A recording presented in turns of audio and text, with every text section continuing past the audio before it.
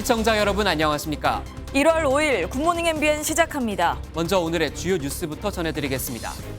중국에서 들어오는 입국자 4명 가운데 1명꼴로 코로나 확진자가 나오고 있는 가운데 오늘부터는 중국발 입국자 모두 음성 확인서를 반드시 제출해야 합니다. 인천공항 입국기 확진 판정을 받은 중국인이 격리를 거부하고 달아나 중국발 입국자 관리에 또다시 허점이 드러났습니다. 이태원 참사 국정조사 특별위원회 첫 청문회에서 윤희근 경찰청장이 참사 당일 휴일을 맞아 등산 뒤 술을 마셨다고 인정했습니다. 여야는 참사 대응 실패에 마약 수사 강화 기조에 영향이 있었는지를 두고도 논쟁을 벌였고 야당은 이상민 장관의 탄핵을 재차 거론했습니다. 윤석열 대통령은 북한이 우리 영토를 다시 침범하면 9.19 군사합의 효력 정지를 검토하라고 지시했습니다. 또 탐지가 어려운 소형 드론을 연내 대량 생산할 수 있는 체계를 구축하고 스텔스 무인기 생산도 당부했는데 우리 군은 오늘 두 번째로 북한 무인기 대응 훈련을 실시합니다. 미국 연방준비제도의 공격적인 금리 인상에도 작년 11월 미 기업들의 구인 건수가 1,000만 건을 넘는 등 노동시장이 여전히 과열 상태인 걸로 나타났습니다. 연준은 올해 안에 금리 인하는 적절하지 않다면서 조기 금리 인하 기대감에 선을 긋고 초강경 긴축 의지를 재확인했습니다. 중부와 경북 내륙을 중심으로 한파특보가 발효 중인 가운데 오늘 아침은 영하 10도 안팎까지 떨어지고 낮부터는 기온이 오르며 평년보다 온화해질 전망입니다. 해외에서 들어온 미세먼지로 서울과 인천, 경기 등은 나쁨 수준을 보이겠고 유입된 미세먼지는 대기 정체로 인해 주말까지 그대로 국내에 머물 전망입니다. 윤석열 대통령이 북한에 경고장을 날렸습니다. 북한이 무인기 등으로 또다시 우리 영토를 침범하면 9.19 군사합의 효력을 정지하겠다는 의지를 내비친 겁니다. 문재인 정부 때 북한과 맺은 9.19 군사합의는 남북 간 적대 행위를 멈추는 내용을 담고 있죠. 윤 대통령은 또 북한이 도발하면 비례적 수준을 넘어 압도적으로 대응하라고 지시했습니다. 첫 소식 원중희 기자입니다. 윤석열 대통령이 9.19 남북 군사합의 효력 정지를 검토하겠다고 밝혔습니다. 지난달 26일 소형 무인기 도발처럼 북한이 또다시 우리 영토, 즉 군사분계선 또는 북방 한계선을 침범할 경우를 조건으로 걸었습니다. 윤석열 대통령은 북한이 다시 이같이 우리 영토를 침범하는 도발을 일으키면 9.19 군사합의 효력 정지를 검토하라고 안보실에 지시했습니다. 9.19 군사합의는 군사분계선 인근 완충구역을 설정하는 등 남북 간 적대 행위를 중지하기로 한 합의로 대통령실은 북한의 연이은 도발로 사실상 무력화됐다고 보고 있습니다. 북한은 지난해 10월 동서해상 북방 한계선 해상 완충구역 안에 포병 사격을 가하는 등 이후 15차례 합의를 위반했습니다. 정부는 그동안 북한의 합의 준수를 촉구하는 방침을 이어왔지만 이번 무인기 영공 침범은 선을 넘었다고 판단한 것으로 보입니다. 대통령실 고위 관계자는 그동안 합의 위반이 일상화되는 비정상적인 날들이 지속됐다며 국민이 불안을 느끼지 않도록 단호한 대비 태세를 주문한 것이라고 설명했습니다. 대통령실은 북한의 추가 도발이 없기를 바란다고 밝혔지만 지난 2018년 체결된 9.19 합의는 4년 3개월 만에 존폐 기로에 섰습니다. MBN 뉴스 원중입니다. 북한 무인기가 서울 상공을 유유히 누비다 되돌아가자 정부가 대책 마련에 나섰습니다. 윤석열 대통령은 올해 안에 6회 공군이 힘을 합쳐 합동 드론 사령부를 만들라고 지시했는데요. 정찰과 공격을 모두 할 수 있는 스텔스 무인기 생산도 서두르라고 주문했습니다. 이어서 김태희 기자가 보도합니다. 윤 대통령은 육해공을 아우르는 합동 드론 부대를 창설하고 탐지가 어려운 소형 드론을 대량 생산하는 체계를 구축하라고 지시했습니다. 시간은 촉박합니다. 윤 대통령은 북한의 부대 창설과 양산 시기를 올해로 못 박았습니다. 그만큼 북한의 비대칭 전력인 무인기의 위협을 심각하게 보고 있다는 판단입니다. 윤 대통령은 연내 스텔스 무인기를 생산할 수 있도록 개발도 박차를 가하라고 주문했습니다. 스텔스 무인기는 정찰 목적 이외에도 유사시 목표물을 직접 타격하는 임무를 수행합니다. 적의 드론을 잡는 일명 킬러 드론도 속도를 내기로 했습니다. 군 관계자는 합동 드론 사령부의 정확한 시기와 편제 등은 논의 중이라며 이른 시일 안에 창설할 것이라고 밝혔습니다. 장기적으로 군은 소형 무인기 침투에 대비해 탐지와 동시에 어떤 물체인지 식별하고 다수의 항적을 동시에 추적하는 능력을 갖춘다는 계획입니다. MBN 뉴스 김태희입니다. 우리 군이 오늘 오후 수도권과 강원 북부 등에서 합동참모본부 주관의 소형 무인기 침투 대비 방공 훈련을 실시합니다. 이번 훈련은 지난주에 이은 두 번째 훈련으로 가상적기를 운용하는 가운데 방공무기와 헬기 등 지상 공중 감시와 타격 자산을 통합 운용해 진행하는데 충남 보령에 있는 공군 대천 사격장에서는 실사격 훈련도 예정됐습니다. 수도방위사령부는 서울시 일부 지역에서 항공기 소음이 발생할 수 있다며 시민 불편과 오인 신고 가능성에 대해 양해를 구한다고 밝혔습니다. 오늘 낮부터 추위가 차츰 누그러지겠습니다. 서쪽 지역은 미세먼지 농도가 짙게 나타나겠는데요. 자세한 날씨는 기상센터 연결해 알아보겠습니다. 김나영 캐스터 날씨 전해주세요. 네, 추위는 오늘 아침까지만 견디시면 되겠습니다. 낮부터는 이맘때 겨울 날씨를 회복하겠는데요. 현재 서울의 기온 영하 5도, 체감온도는 영하 9도 가까이 내려가 있고요. 한파 경보가 발효 중인 철원은 영하 14.6도까지 떨어져 있습니다. 그래도 낮부터는 따뜻한 서풍이 불어들면서 서울 4도, 철원은 2도까지 오르겠고요. 어제보다 또 평년보다 높겠습니다. 추위는 누그러지지만 미세먼지가 기승을 부리겠습니다. 오늘 서울을 비롯한 서쪽 지역은 일평균 초미세먼지 농도 나쁨 수준까지 오르겠고요. 강원 영서 지역은 밤한때 일시적으로 공기가 탁해지겠습니다. 대기는 여전히 건조합니다. 서울은 사흘째 건조주의보가 이어지고 있고요. 동해안 지역은 건조경보가 발효 중인 가운데 오늘까지 바람도 강하게 불겠습니다. 대형 산불이 발생할 가능성이 높은 만큼 작은 불씨도 세심하게 살피셔야겠습니다. 날씨였습니다. 이태원 참사 국정조사 첫 청문회가 어제 국회에서 열렸는데요. 여야는 경찰의 부실 대응에 대해서는 한 목소리를 내면서도 책임 소재는 물론 국조기관 연장과 증인 채택 등을 두고서도 이견을 보였습니다. 최돈희 기자의 보도입니다. 이태원 참사 국정조사 첫 청문회에서 여야는 경찰 지휘부의 부실한 대응이 대형 참사를 키웠다며 거세게 질타했습니다. 그러나 책임 소재에 대해선 입장이 엇갈렸습니다. 민주당은 이상민 행안부 장관을 거론하며 윤석열 정부 윗선 수사가 필요하다며 정부 책임론을 부각했습니다. 행안부 장관 한 번 소환 안 하고 이 참사는 국가가 없었다는 건데 정부가 컨트롤 타워 없이 진행됐던 건데 하급직들만 구속시키고 수사를 한다는 부분. 국민의힘은 잘못한 사람 한 명을 뽑으라면 용산서장이라며 이임재 전 용산서장 책임론을 강조했습니다. 그날의 행태를 보면 어떻게 이런 사람이 경찰서장까지 올라왔냐. 정말 의심스러울 정도로 너무나 실망스럽습니다. 여야 기싸움으로 운영이 순탄치 않은 가운데 국정조사 특위 활동 기간은 7일 마무리됩니다. 기간 연장과 증인 채택 문제, 유가족 등이 참석하는 3차 청문회 개최를 두고 힘겨루기 중인 여야가 실효성 있는 국정조사로 진상규명을 할 수 있을지 우려가 커지고 있습니다. MBN 뉴스 최돈희입니다. 청문회에는 당시 현장에 출동했던 소방관이 직접 증인으로 나와 경찰의 부실 대응을 작심 비판했습니다. 참사 직전 경비기동대 요청 여부를 두고 전 용산경찰서장과 서울경찰청장은 또 진실 공방을 벌였습니다. 민경영 기자입니다. 경찰청 특별소본부는 참사 당일 최성범 용산소방서장과 일부 소방공무원의 대응이 부실했다며 피의자로 입건했습니다. 하지만 당시 현장에 출동했던 소방관은 경찰의 부실 대응으로 소방의 구조가 지연됐다고 작심 비판했습니다. 현장 통제는 한참 동안 이루어지지 않았습니다. 현장에서 구조 작업을 하는데 막대한 지장이 이런 현장 통제의 실패에서 비롯됐다 이런 판단도 가능하겠습니까? 그렇게 생각합니다. 참사 전 용산경찰서가 서울경찰청에 경비기동대를 요청했는지를 놓고는 또다시 진실공방이 벌어졌습니다. 저는 지금도 제가 지원 요청했다는 지시했다는 내용에 대해서 변함이 없는 입장입니다.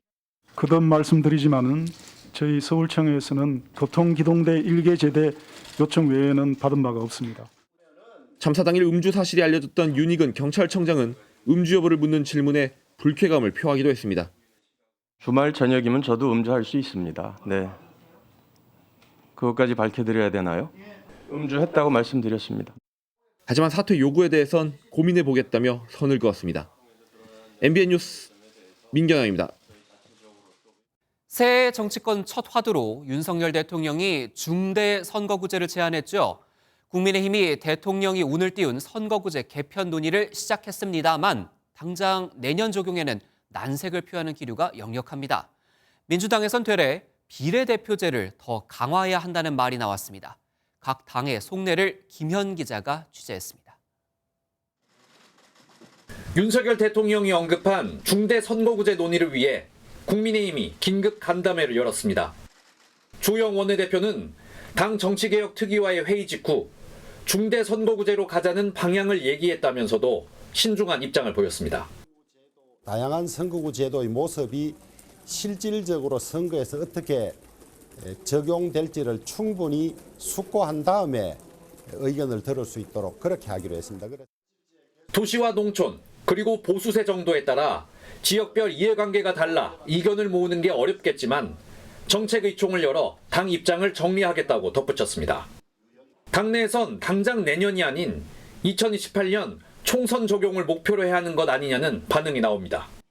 내년도에 있을 선거에 중대선거구를 도입한다는 것은 아마 이해관계가 다 첨예하고 차차기 선거부터 적용을 한다고 얘기하면 아무래도 좀 저항이 덜 될 수 있죠.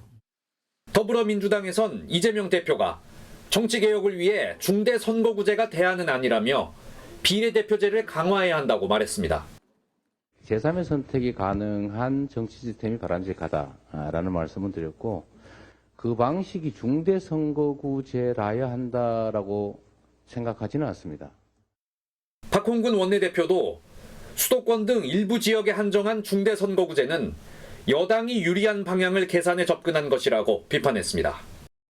김진표 국회의장은 이진복 대통령실 정무수석을 접견하며 다음 달 중 복수의 안을 내고 전원위원회를 열어 의원 200명 정도가 찬성하는 안을 도출하겠다는 일정표를 제시했습니다. MBN 뉴스 김현입니다.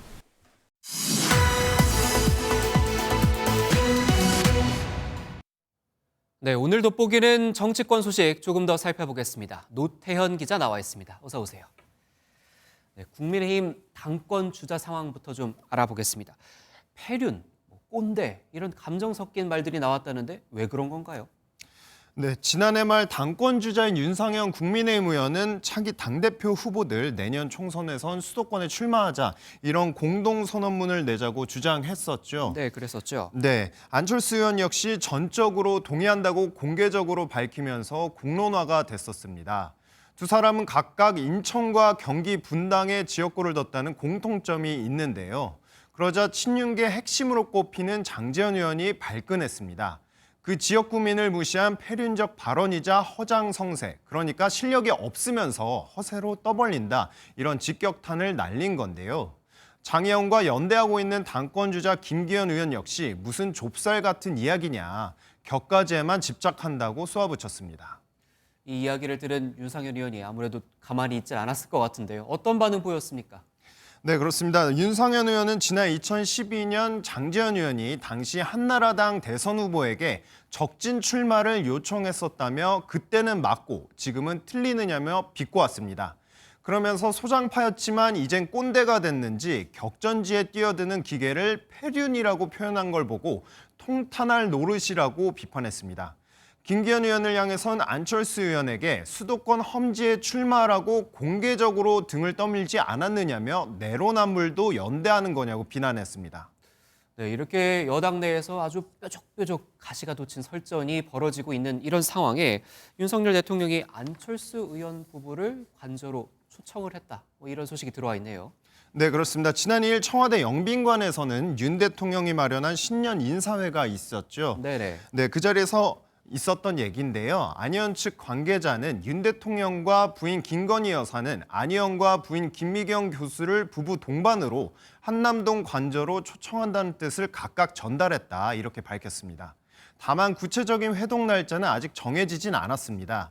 앞서 김기현 의원도 지난달 중순 윤 대통령의 초청으로 종교계 인사들과 함께 관저에서 부부 동반 만찬을 한 것으로 알려졌는데요. 윤 대통령은 신년 인사회에 참석한 나경원 저출산 고령사회위원회 부위원장, 김기현, 권성동, 안철수 의원 등 당권 주자들에게 대통령실과 관저는 요청을 주는 분에게 모두 열려 있다고 말한 것으로 전해졌습니다. 네, 정치권에서 이상민 행안부 장관의 거취 문제 또다시 도마 위에 오른 것 같은데 이 내용도 한번 정리해 주시죠.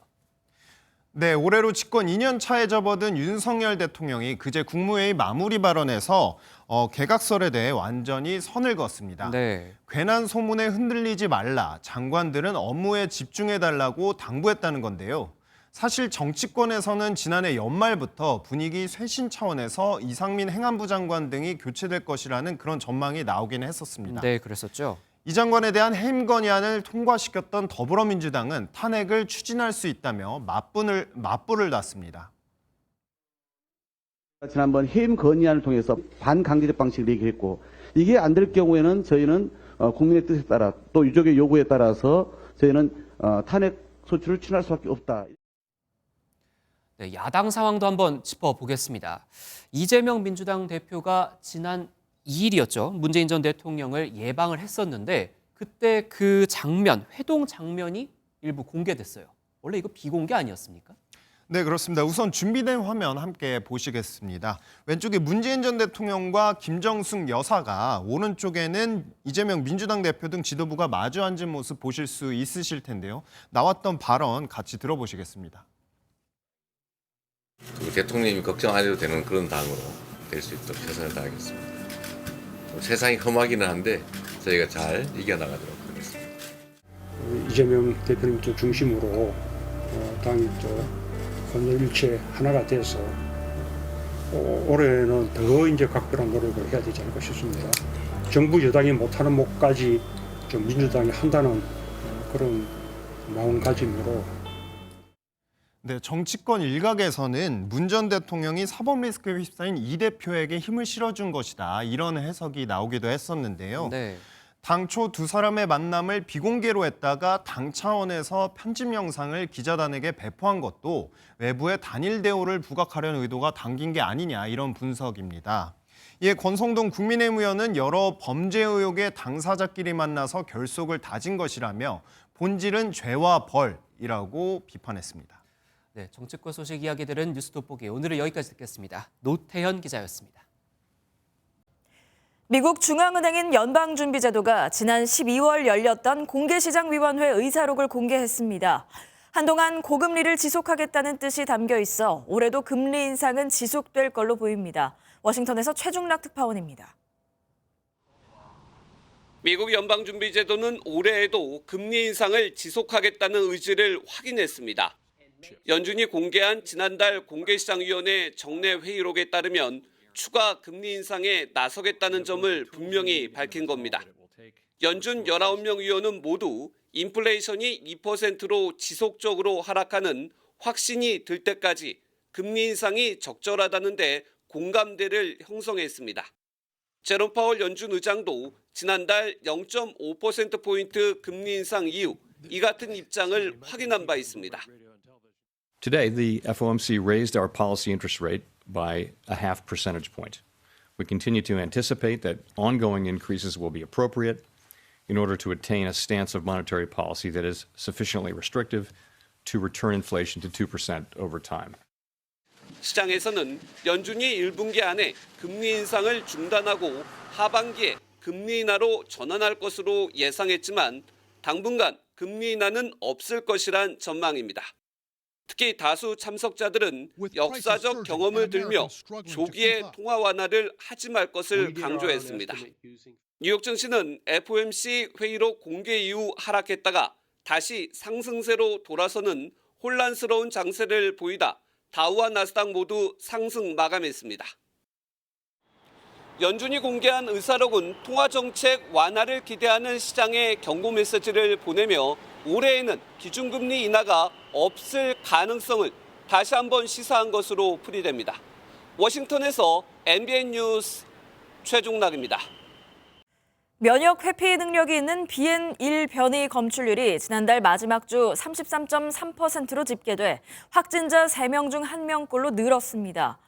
재감염 비율은 17.9%로 올라 재감염자는 100만 명을 넘었습니다. 이혁준 기자입니다.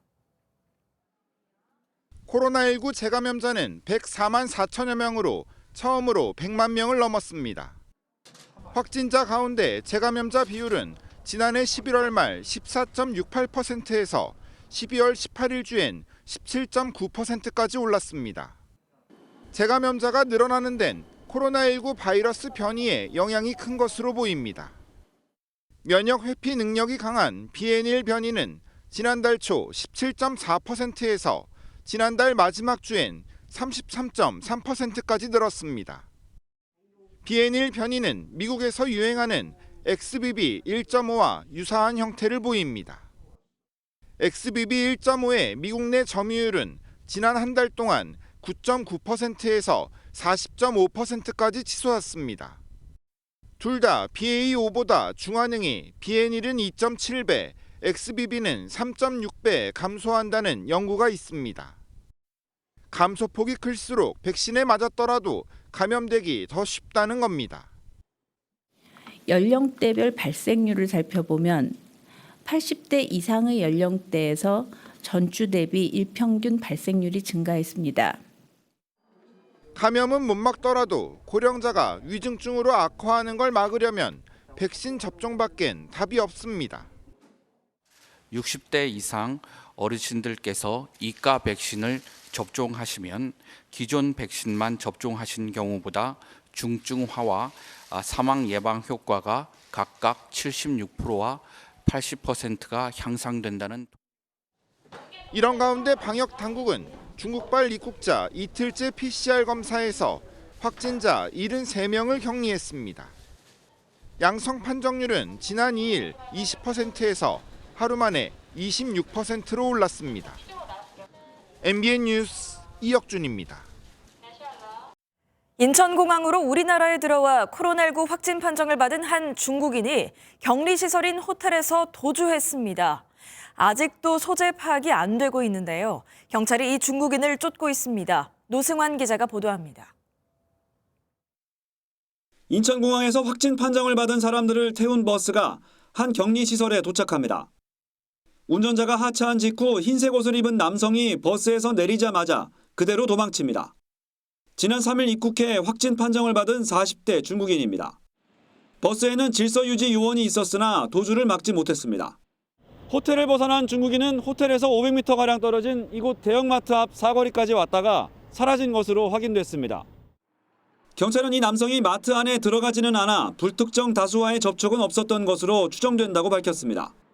코로나19 바이러스가 중국에서 처음 들어온 지 꼭 3년이 된 시점에 중국인 확진자가 도주하자 시민들은 불안해했습니다.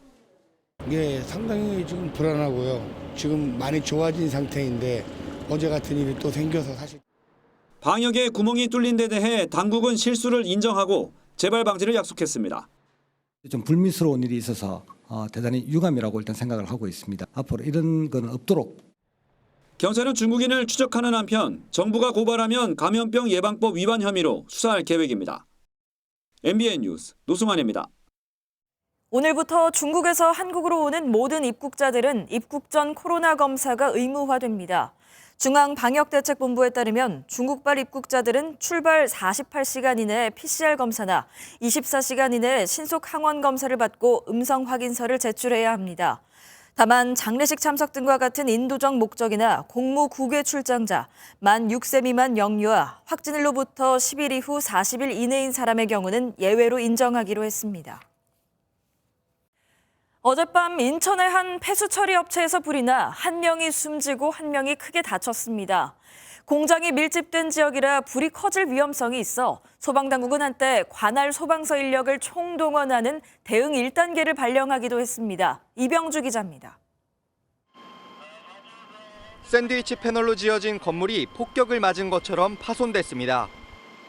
어젯밤 9시쯤 인천 성남동의 한 폐수처리 업체에서 큰 폭발음과 함께 불이 났다는 신고가 접수됐습니다.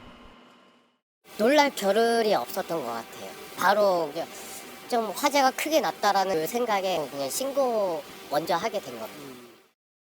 이 불로 해당 업체 건물 3개 동이 불에 탔는데 건물 안에서는 60대 근로자 1명이 숨진 채 발견됐습니다. 나머지 야간 작업자 2명 중 1명은 스스로 대피했지만 또 다른 1명은 온몸에 3도 화상을 입고 병원으로 옮겨졌습니다. 소방당국은 100명이 넘는 인력을 투입해 1시간 반 만에 큰 불길을 잡고 건물 안 수색 작업을 벌였습니다. 10여 명이 근무하는 업체였는데 추가 인명피해는 없는 것으로 확인됐습니다. 공장 밀집 지역이라 주변으로 불이 번지는 것을 막기 위해 소방당국은 한때 관할 소방서 인력을 모두 투입하는 대응 1단계를 발령하기도 했습니다. 옆에가 공장들 근처에 많기 때문에 그걸 좀 연소 저지하고 연소 확대 방지하기 위해서 초기 대응을 걸어서 그런 작업을 임했던 겁니다. 경찰과 소방당국은 공장 기계실에서 불이 시작된 걸로 보고 날이 밝는 대로 합동 감식을 벌여 화재 원인을 조사하기로 했습니다. MBN 뉴스 이병주입니다. 택시기사와 전 여자친구를 살해하고 시신을 유기한 이기영이 어제 검찰에 송치됐는데요. 이번에도 얼굴을 가리고 나온 이기영은 죄송하다며 추가 피해자는 없다고 밝혔습니다.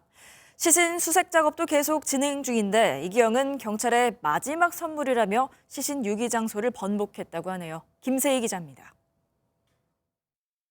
연쇄살인범 이기영이 전 여자친구의 시신 유기 장소에 대한 진술을 번복했습니다.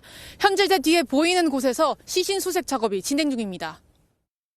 이기영은 지난해 12월 20일 택시기사를 아파트로 유인해 살해했는데 경찰 조사 과정에서 전 여자친구도 죽였다는 사실이 드러났습니다.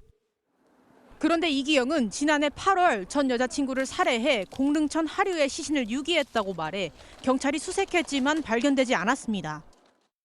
그런데 돌연 그제 경찰에게 줄 수 있는 마지막 선물이라며 최초 진술했던 지점에서 3km 떨어진 곳에 시신을 묻었다고 말을 바꿨습니다.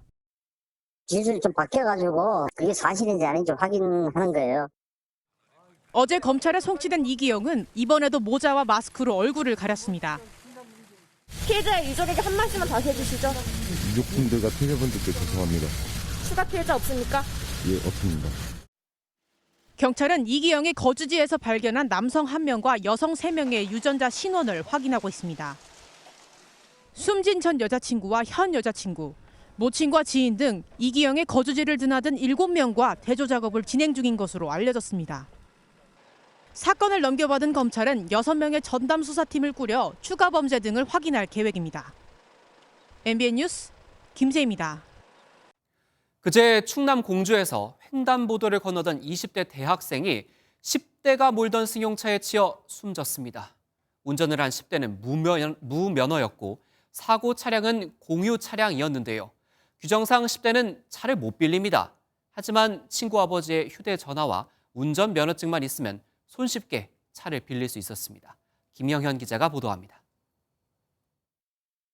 도로를 달리던 승용차가 갑자기 중앙선을 넘어 역주행합니다. 신호가 빨간불인데도 교차로에 진입합니다. 급기야 횡단보도를 건너던 남성을 그대로 충격한 뒤 신호등을 들이받고서야 멈춰섭니다. 운전자는 16살 오모군. 무면허로 차를 몰다 사고를 냈습니다.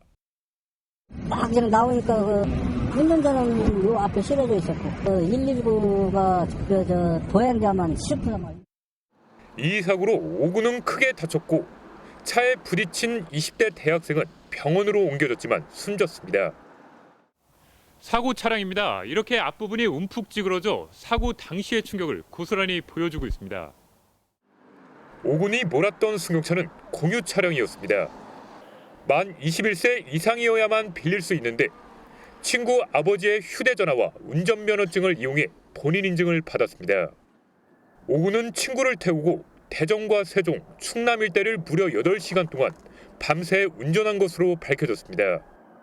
술을 마시지는 않은 것으로 전해졌는데 경찰은 졸음운전 가능성을 조사하고 있습니다. 렌트 차량이 신호를 위반해서 정상적인 보행 신호를 받고 보행하는 보행자를 충격한 사고입니다. 경찰은 오군을 교통사고 특례법상 과실치사 등 혐의로 입건하는 한편 차량 데이터 기록 장치를 국과수에 보내 과속 운전 여부를 확인하기로 했습니다. MBN 뉴스 김영현입니다.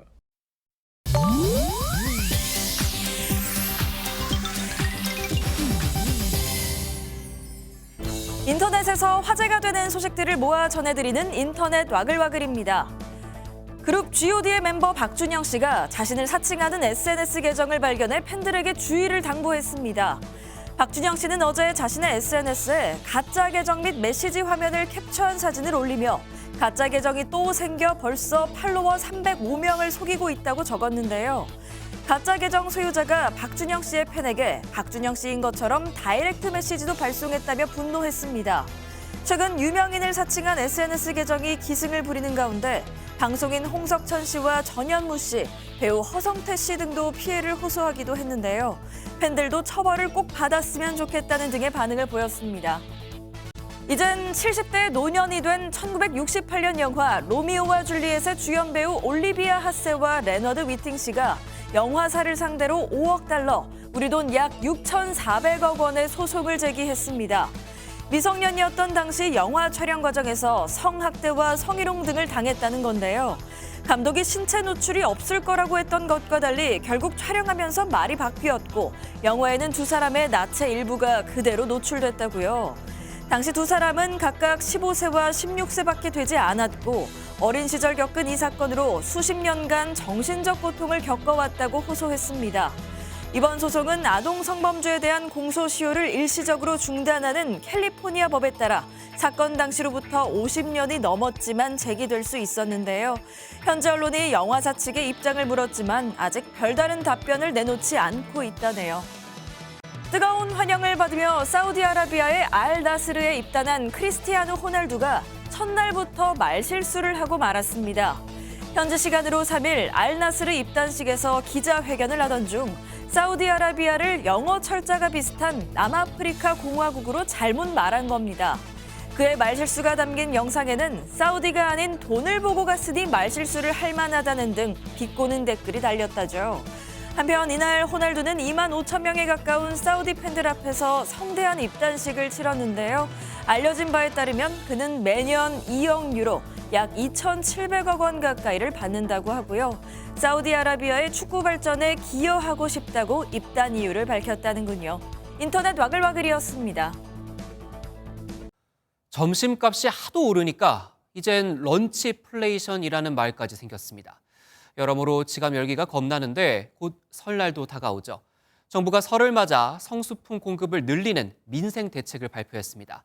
최대 60%까지 할인해준다고 하네요. 이교욱 기자가 보도합니다. 대표적인 서민 음식인 자장면 한 그릇에 6,500원. 1년 새 13% 넘게 뛰었습니다. 삼계탕은 16,000원에 육박하는데 이제 10,000원 한 장으로는 냉면도 못 사 먹습니다. 이처럼 한 끼 가격이 치솟다 보니 런치플레이션이라는 신조어도 나왔습니다. 소비자 물가가 IMF 외환위기 이후 최대 상승폭을 기록하는 등 장바구니 물가가 잡힐 조짐을 보이지 않자 정부가 설을 앞두고 대책을 내놨습니다. 물가와 민생 안정을 최우선으로 하여 풍요롭고 따뜻한 설 명절을 위한 정책 지원을 강화. 사과, 배, 고등어 등 성수품을 20만 8천 톤 규모로 공급하는데 역대 최대 규모입니다. 또 농축수산물을 최대 60% 할인가로 구매할 수 있도록 300억 원을 투입합니다. 노인이나 장애인 등 취약계층에 지급하는 에너지 바우처를 지난해보다 확대해 지급할 예정입니다. 연휴 기간 고속도로 통행료를 면제해 교통비 부담도 줄이고 지방자치단체와 공공기관 주차장도 연휴 기간 무료로 개방합니다. MBN 뉴스 이교욱입니다.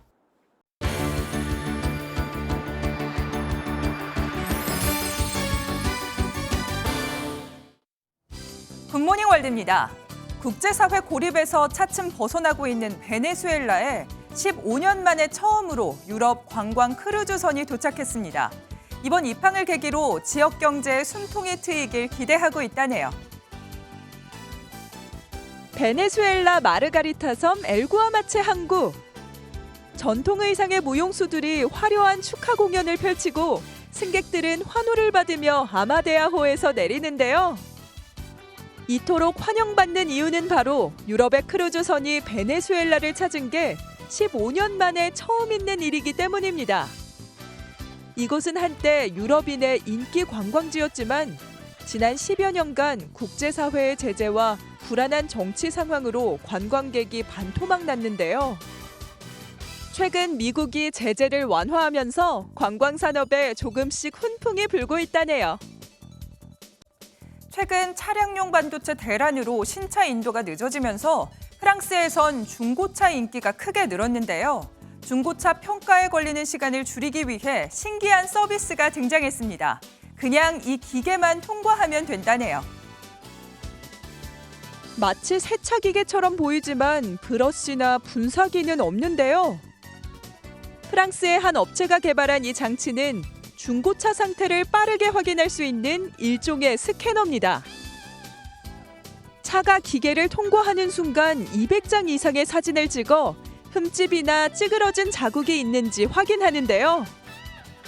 중고차 외관 상태 평가부터 예상 판매 가격 책정까지 걸리는 시간은 불과 3초. 프랑스에 설치된 각 스캐너는 한 달에 약 1,000대의 자동차를 평가하고 있다네요. 미국 애리조나주에 불법 이민자를 막기 위한 임시 국경 장벽이 세워지고 있었는데요. 이 공사를 중단하고 이미 설치한 것도 철거하는 작업이 이뤄졌습니다. 애리조나주와 멕시코의 국경. 대형 지게차가 길게 늘어선 화물용 컨테이너를 하나씩 철거합니다. 이 거대한 장벽은 멕시코에서 넘어오는 불법 이민자를 막기 위한 임시 국경인데요. 높이 6.7m, 길이 16km에 달하는 장벽을 쌓기 위해 무려 3,000개의 컨테이너가 동원될 예정이었습니다. 환경운동가들은 이 장벽이 야생동물의 서식지를 파괴한다며 반대해왔는데요. 미 연방정부가 컨테이너 장벽 설치는 불법이라며 제동을 걸었고 소송전 끝에 결국 철거하기로 합의했다네요. 굿모닝 월드였습니다. 인구 100만이 넘는 고양 특례시 청사는 지어진 지 40년이 지나 낡고 비좁은 상황인데요. 고양시가 3천억 원을 들여 신청사를 새롭게 짓는 대신 기부 찬합받는 건물로 청사를 옮겨 세금을 절감하기로 했습니다. 정주영 기자입니다. 1983년 인구 20만 명이던 고양군 시절에 지은 경기 고양특례시 청사입니다. 40년 세월이 흐르면서 업무 공간이 부족해지고 108만 고양 시민 역시 민원 업무에 불편을 겪는 등 신청사가 시급한 상황입니다. 이동환 고양특례시장이 신년 기자간담회에서 청사 이전 방안을 발표했습니다. 주교동에 신청사를 지으려던 계획을 백지화하는 대신 기부 체납받는 백석동 요진 업무 빌딩으로 청사를 이전하기로 했습니다. 신청사 건립을 기대했던 원당 지역 주민들은 반발했지만 시 재정에 부담이 되지 않도록 합리적인 선택을 했다는 게 고양시의 설명입니다. 3,500억에서 3,700억까지 이제 과다한 지출이 될 수밖에 없는 구조입니다. 요즘 우리 업무 빌딩 기부 체납받는 것은 어떻게 보면 우리가 정말 순수한 예산 자체가 들어가지 않는 내용입니다. 고양시 청사가 옮겨올 것이란 소식에 백석동 주민들은 두 팔 벌려 환영했습니다. 고양시 청사가 새로 오면 유동인구가 많이 늘어나겠죠. 그래서 장사가 더 잘 될 것 같아서 기대가 큽니다. 고양특례시는 올해 3월쯤 해당 건물의 소유권을 이전받아 이르면 하반기에 청사를 이전할 계획입니다.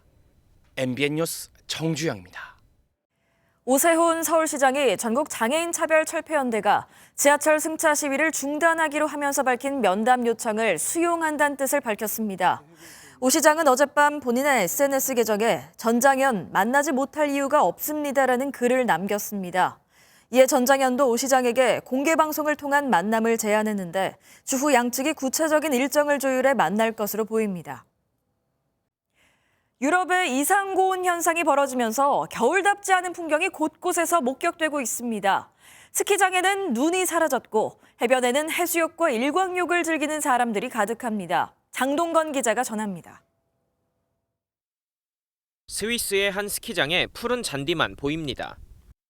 평소와 달리 눈이 오지 않아 관광객들은 인공눈으로 만든 좁은 슬로프만 이용합니다. 올겨울 유럽 곳곳의 기온이 섭씨 20도까지 오르며 1월 초를 기준으로 역대 최고 기온을 기록했습니다. 지난해 이맘때와 올해 유럽 산악 지역의 적설량을 보여주는 위성사진을 보면 하얗던 부분이 온통 푸르게 변했습니다. 스페인에서는 시민들이 해수욕과 일광욕을 즐깁니다. En Bilbao haga este tiempo tan bueno, ¿sabes? Aquí siempre ha llovido mucho, ha hecho mucho frío y estamos en enero y parece verano. 영국 기상청은 아프리카의 따뜻한 기단이 유럽을 가로지르면서 이상 고온 현상이 일어났다고 분석했습니다. 러시아발 겨울 에너지 대란이 예상됐던 유럽은 따뜻한 날씨 덕에 가스 비축량을 초과 달성하며 걱정을 덜었습니다. Recall that our target was to reach 80% by 1st of November to see us through this winter. We exceeded that target. 반면 지난 연말 눈 폭풍으로 큰 피해를 입은 미국은 이번에는 폭우와 홍수가 덮쳐 몸살을 앓고 있습니다. 미국 기상당국이 이번 주에도 캘리포니아주에 강력한 폭풍우를 예보해 피해가 더 커질 것으로 보입니다. MBN 뉴스 장동건입니다.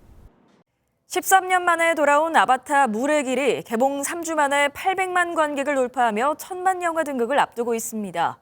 관객들은 입을 모아 경이로운 영상미에 찬사를 보내고 있는데요. 그 바탕에는 상상을 현실로 만든 특수 효과가 있습니다. 정설민 기자입니다. 13년 만에 속편으로 돌아온 아바타2가 800만 관객을 넘어서며 새해 첫 1000만 영화를 눈앞에 두고 있습니다. 화려한 영상미와 입체감 그리고 색감을 좀 더 영화를 보실 때 많이 보시는 분이면은 정말 재밌게 잘 보실 수 있을 것 같아요. 전 세계 관객들을 사로잡은 건 단연 현존하는 모든 기술을 투입한 CG입니다. 환상적인 수중 세계는 99% CG로 만들어졌고 눈동자 움직임까지 잡아내는 기술로 배우들의 감정 연기를 담아냈습니다. 이런 기술 덕분에 70대인 시고니 위버는 세월을 거슬러 14살 소녀를 연기할 수 있었습니다. The amazing thing is that the technology gives me that portal to bring my 14-year-old self to play this girl. CG 작업만 2년 이상 걸렸고 2,000명이 넘는 인력이 투입됐는데 한국인 스태프들도 힘을 보탰습니다. 전 세계 호평을 받고 있는 디즈니 플러스의 카지노에도 나이를 되돌리는 특수 효과가 있습니다.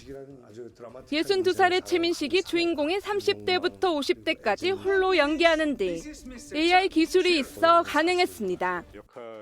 별다른 특수 장비 없이 촬영해도 AI 후반 작업을 통해 그 나이대에 맞는 얼굴과 목소리로 바꿔넣기 때문입니다. 연령대를 두루 표현해야 된다는 어떤 그런 스트레스는 크게 없었던 것 같아요. 어떤 든든한 과학기술의 힘이 있었고 우리를 받쳐주고 있었고. 다양한 특수 요가가 무한한 상상을 현실로 만들어내고 있습니다. MBN 뉴스 정설민입니다. 추위는 오늘 아침까지만 견디시면 되겠습니다. 낮부터는 이맘때 겨울 날씨를 회복하겠는데요. 현재 서울의 기온 영하 5.3도, 체감온도는 영하 9도 선까지 내려가 있고요. 한파 경보가 발효 중인 철원은 영하 15.4도까지 떨어져 있습니다. 그래도 낮부터는 비교적 따뜻한 사풍이 불어들면서 서울 4도, 철원은 2도까지 오르겠고요. 어제보다 또 평년보다 높겠습니다. 다만 미세먼지에는 주의하셔야겠습니다. 오늘 서울을 비롯한 서쪽 지역은 일평균 초미세먼지 농도 나쁨 수준까지 오르겠고요. 강원 영서 지역은 밤한때 일시적으로 공기가 탁해지겠습니다. 대기는 여전히 건조합니다. 서울은 사흘째 건조주의보가 이어지고 있고요. 동해안 지역은 건조경보가 발효 중인 가운데 오늘까지 바람도 강하게 불겠습니다.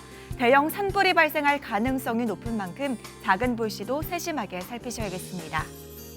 오늘 전국에 별다른 눈비 소식은 없겠고요. 아침에는 내륙을 중심으로 안개가 짙게 낀 데다 먼지까지 뒤엉켜 시야가 답답한 곳이 많겠습니다. 이 시각 현재 기온 보겠습니다. 춘천 영하 12.2도, 대전은 영하 5.5도까지 내려가 있고요. 낮 기온은 춘천 4도, 대전 7도, 광주 9도, 부산은 10도까지 오르겠습니다. 내일 늦은 오후부터 모레 오전 사이 전국에 비나 눈이 내리겠고요. 특히 내일 밤 사이 중부지방에는 많은 눈이 내릴 가능성이 높습니다. 날씨였습니다. 목요일 아침 굿모닝 MBN 마칩니다. 시청해주신 여러분 고맙습니다.